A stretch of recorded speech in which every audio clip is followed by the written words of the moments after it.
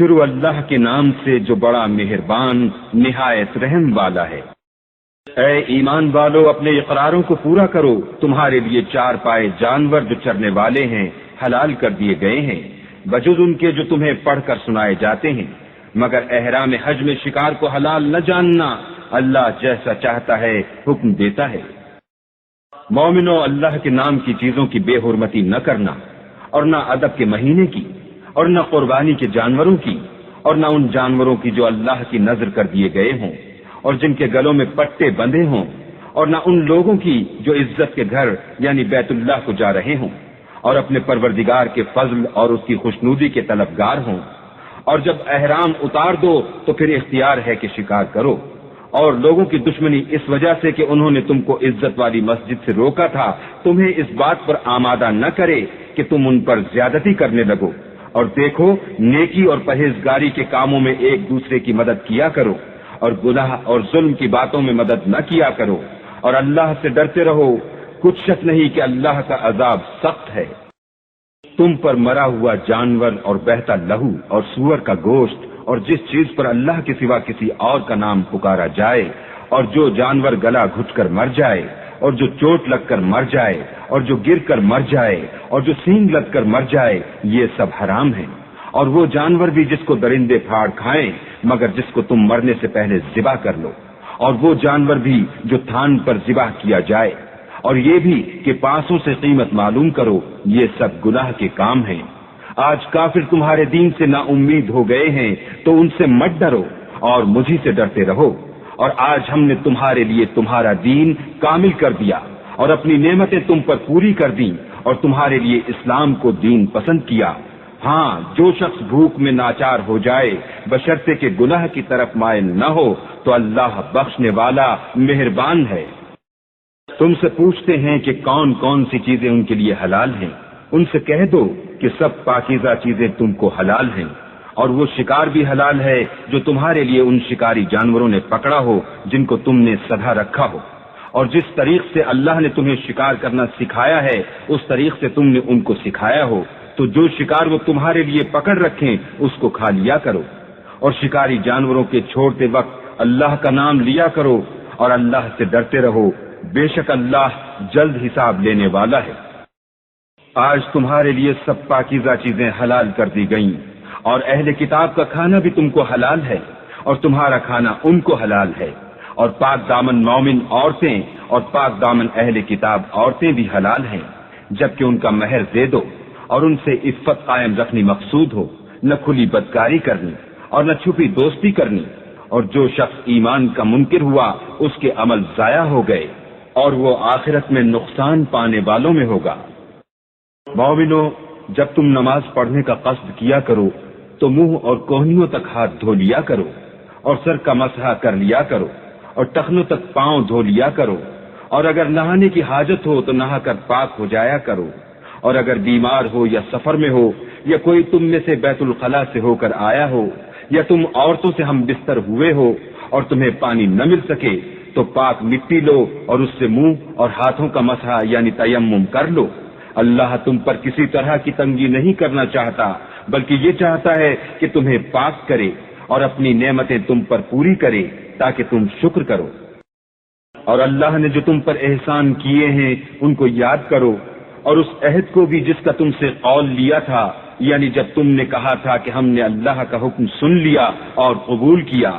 اور اللہ سے ڈرو، کچھ شک نہیں کہ اللہ دلوں کی باتوں تک سے واقف ہے۔ اے ایمان والو، اللہ کے لیے انصاف کی گواہی دینے کے لیے کھڑے ہو جایا کرو، اور لوگوں کی دشمنی تم کو اس بات پر آمادہ نہ کرے کہ انصاف چھوڑ دو، انصاف کیا کرو کہ یہی پرہیزگاری کی بات ہے، اور اللہ سے ڈرتے رہو، کچھ شک نہیں کہ اللہ تمہارے سب اعمال سے خبردار ہے۔ جو لوگ ایمان لائے اور نیک کام کرتے رہے ان سے اللہ نے وعدہ فرمایا ہے کہ ان کے لیے بخشش اور اجر عظیم ہے، اور جنہوں نے کفر کیا اور ہماری آیتوں کو جھٹلایا وہ جہنمی ہیں۔ اے ایمان والو، اللہ نے جو تم پر احسان کیا ہے اس کو یاد کرو۔ جب ایک جماعت نے ارادہ کیا کہ تم پر دست درازی کریں تو اس نے ان کے ہاتھ روک دیے، اور اللہ سے ڈرتے رہو اور مومنوں کو اللہ ہی پر بھروسہ رکھنا چاہیے۔ اور اللہ نے بنی اسرائیل سے اقرار لیا اور ان میں ہم نے 12 سردار مقرر کیے۔ پھر اللہ نے فرمایا کہ میں تمہارے ساتھ ہوں اگر تم نماز پڑھتے اور زکوٰۃ دیتے رہو گے اور میرے پیغمبروں پر ایمان لاؤ گے اور ان کی مدد کرو گے اور اللہ کو قرض حسنہ دو گے تو میں تم سے تمہارے گناہ دور کر دوں گا اور تم کو بہشتوں میں داخل کروں گا جن کے نیچے نہریں بہ رہی ہیں۔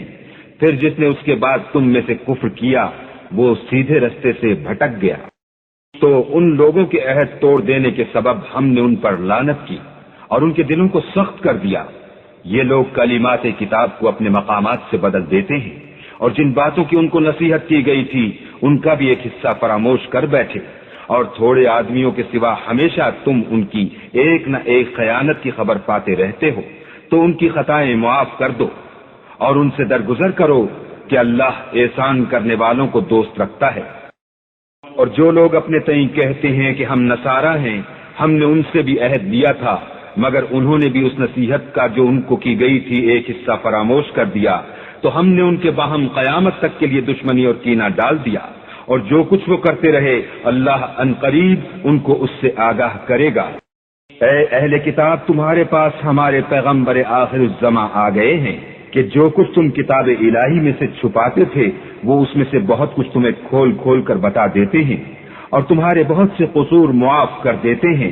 بے شک تمہارے پاس اللہ کی طرف سے نور اور روشن کتاب آ چکی ہے جس سے اللہ اپنی رضا پر چلنے والوں کو نجات کے رستے دکھاتا ہے اور اپنے حکم سے اندھیرے میں سے نکال کر روشنی کی طرف لے جاتا ہے اور ان کو سیدھے رستے پر چلاتا ہے۔ جو لوگ اس بات کے قائل ہیں کہ عیسیٰ ابن مریم خدا ہیں وہ بے شک کافر ہیں۔ ان سے کہہ دو کہ اگر خدا عیسیٰ ابن مریم کو اور ان کی والدہ کو اور جتنے لوگ زمین میں ہیں سب کو ہلاک کرنا چاہے تو اس کے آگے کس کی پیش چل سکتی ہے؟ اور آسمان اور زمین اور جو کچھ ان دونوں میں ہے سب پر خدا ہی کی بادشاہی ہے۔ وہ جو چاہتا ہے پیدا کرتا ہے اور اللہ ہر چیز پر قادر ہے۔ اور یہود اور نصارہ کہتے ہیں کہ ہم اللہ کے بیٹے اور اس کے پیارے ہیں۔ کہو کہ پھر وہ تمہاری بدعمالیوں کے سبب تمہیں عذاب کیوں دیتا ہے؟ نہیں، بلکہ تم اس کی مخلوقات میں دوسروں کی طرح کے انسان ہو۔ وہ جسے چاہے بخشے اور جسے چاہے عذاب دے، اور آسمان اور زمین اور جو کچھ ان دونوں میں ہے سب پر اللہ ہی کی حکومت ہے اور سب کو اسی کی طرف لوٹ کر جانا ہے۔ اے اہل کتاب،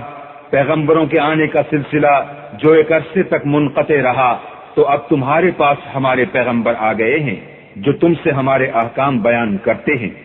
تاکہ تم یہ نہ کہو کہ ہمارے پاس کوئی خوشخبری یا ڈر سنانے والا نہیں آیا۔ سو اب تمہارے پاس خوشخبری اور ڈر سنانے والے آ گئے ہیں اور اللہ ہر چیز پر قادر ہے۔ اور جب موسیٰ نے اپنی قوم سے کہا کہ بھائیو، تم پر اللہ نے جو احسان کیے ہیں ان کو یاد کرو کہ اس نے تم میں پیغمبر پیدا کیے اور تمہیں بادشاہ بنایا اور تم کو اتنا کچھ عنایت کیا کہ اہل عالم میں سے کسی کو نہیں دیا، تو بھائیو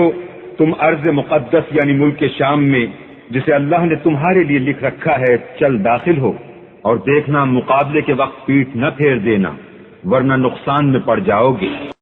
وہ کہنے لگے کہ موسیٰ وہاں تو بڑے زبردست لوگ رہتے ہیں اور جب تک وہ اس سرزمین سے نکل نہ جائیں ہم وہاں جا نہیں سکتے۔ ہاں اگر وہ وہاں سے نکل جائیں تو ہم جا داخل ہوں گے۔ جو لوگ اللہ سے ڈرتے تھے ان میں سے 2 شخص جن پر اللہ کی عنایت تھی کہنے لگے کہ ان لوگوں پر دروازے کے راستے سے حملہ کر دو۔ جب تم دروازے میں داخل ہو گئے تو فتح تمہاری ہے، اور اللہ ہی پر بھروسہ رکھو بشرطے کہ صاحب ایمان ہو۔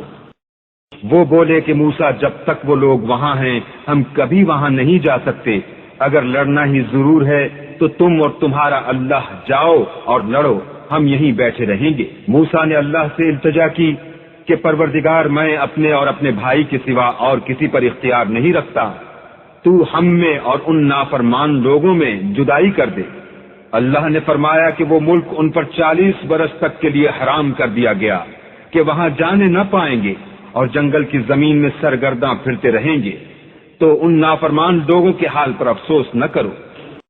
اور اے محمد صلی اللہ علیہ وآلہ وسلم، ان کو آدم کے 2 بیٹوں حابیل اور قابیل کے حالات